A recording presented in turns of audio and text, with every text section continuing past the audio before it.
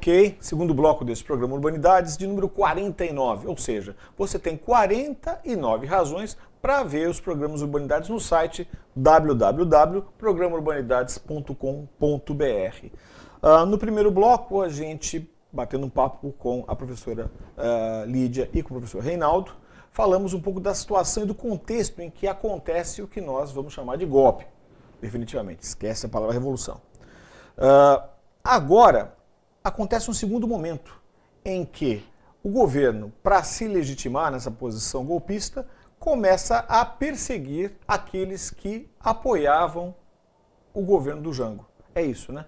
E é nesse contexto que a história de seu pai é uma referência, ou pelo menos é um exemplo claro de um processo triste, marcante da nossa história. Então é com você, Lídia. Conta para mim. Na verdade, o meu pai, Iradio Santos Melo, ele era sindicalista do Sindicato dos Operários Portuários de Santos. Trabalhava nas docas e foi eleito em 63 junto com a diretoria para comandar o Sindicato dos Operários Portuários, que era um dos mais fortes aqui de Santos. Mas eles, os sindicalistas, foram perseguidos, já foram contidos no primeiro dia do golpe. No dia 1º de abril de 64, meu pai foi preso, junto com outros companheiros dele, dentro da sede do sindicato, na Rua General Câmara, 258, aqui em Santos. Então, eles já foram contidos nesse primeiro dia. Então, não foi muito depois. Eles foram levados para a sede do DOPS e depois foram sendo libertados aos poucos e eram submetidos a interrogatórios frequentes e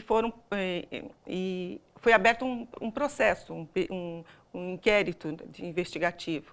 E eles foram, nesse primeiro momento, por exemplo, meu pai não foi demitido das docas, mas saiu do sindicato. As diretorias dos sindicatos foram destituídas e foram nomeados interventores. Veio para Santos um capitão dos portos para fazer esse tipo de ação, que era o capitão era Júlio de Sábia Rembá.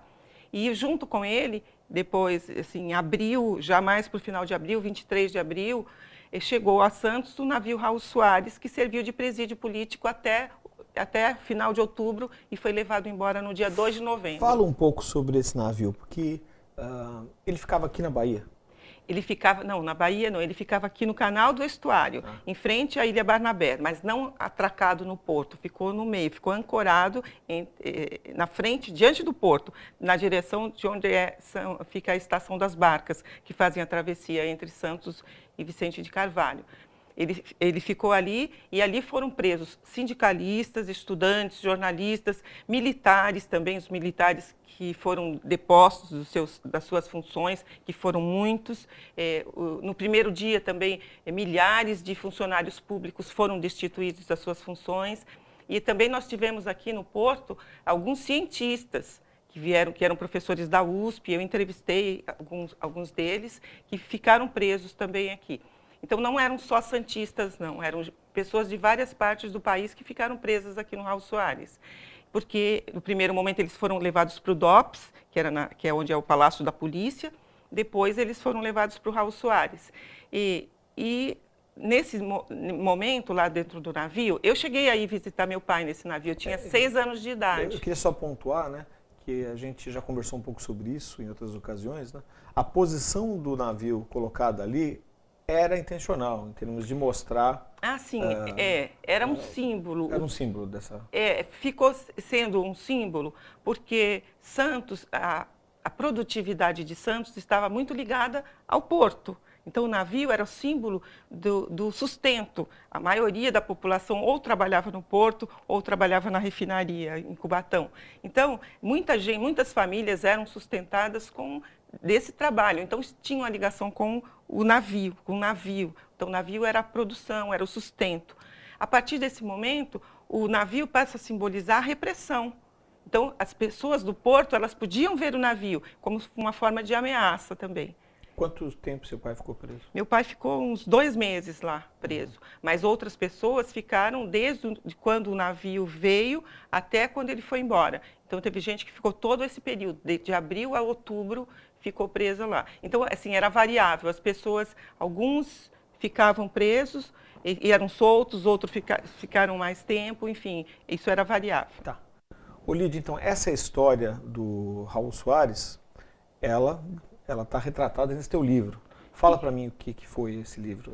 Bom, esse livro, Raul Soares, Um Navio Tatuado em Nós, eu escrevi em 1985, quando terminei a faculdade de jornalismo, mas só publiquei 10 anos depois, em 1995. Eu quis mostrar com esse livro como um fato político, como um golpe militar, interfere na vida de uma família.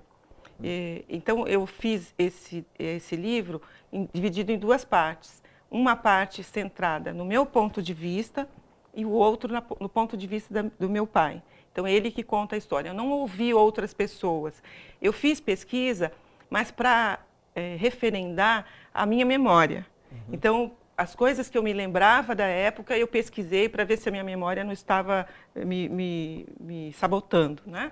Porque, na verdade, quando o golpe aconteceu, eu tinha 6 anos de idade. E quando a ditadura terminou, eu estava terminando a segunda faculdade. Foi todo esse tempo. Então, eu tinha 6 anos de idade, eu fiz o curso primário, o curso ginasial, o ensino médio, fiz uma faculdade, fiquei trabalhando, dando aula durante 3 anos. Depois voltei, fui fazer jornalismo. Quando eu terminei jornalismo, é que acabou o golpe. Foi justamente nesse ano, no último ano do golpe militar, que eu escrevi o livro. Então, todo esse período foi muito tempo, 21 anos é muito tempo na vida de alguém. E isso muda a vida das pessoas.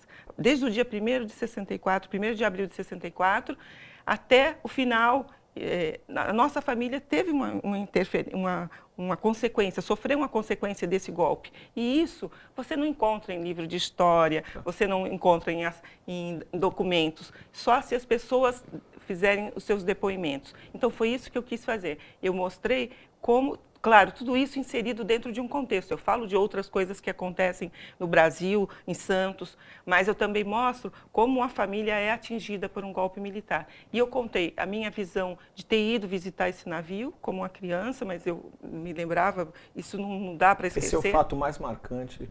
Pelo menos um fato que é um dos fatos marcantes, E a outra parte, eu conto a visão do meu pai. Ele vai contando o que acontecia dentro do navio quando eles estavam lá. Enfim, o que eles sofriam dentro do navio. Claro. Né? E olha que nós estamos falando aqui de 64, né? Mal sabíamos nós que alguns anos depois eles iam fazer a coisa ficar ainda pior com o AI-5. Renato, você tem 1 minuto para colocar o que foi o AI-5, assim, isso é que eu acho que é impossível, né? E no próximo bloco a gente puxa o hoje. Que o AI-5 é o momento em que se oficializa toda a violência, né? Porque, como ela bem lembrou, a violência do golpe vem desde o primeiro dia, mas ela vai se aprimorando e se institucionaliza efetivamente em 1968, numa sexta-feira, 13 de dezembro de 1968, quando é baixado o Ato Institucional número 5, onde oficialmente a ditadura se assume como tal. Né? Então, até aí, ela praticava toda a sorte de violência, mas negava isso e ainda mantinha as aparências de um regime liberal-democrático. Você seria capaz de sintetizar o teor desse Ato Institucional 5? Digamos que ele dá ao presidente o poder de fazer o que bem entende contra quem quiser, tá certo? Civil, militar, desde do pré-primário à universidade, passando pelas escolas, todos estão depende da vontade do presidente, que pode decidir sobre vida ou morte de qualquer um. Bom, em função desse Ato Institucional número 5 e dessa legitimização de um processo que interfere com a criação de toda uma geração, né? Porque vai desde a escola primária, passando por todas as áreas e atinge a cultura, arte, qualquer forma de expressão, a gente chega hoje, e esse próximo bloco eu quero que a gente pegue, olhando esses 50 anos, virando para trás e falando assim, bom, qual foi o efeito disso ao longo dessa história? Tá?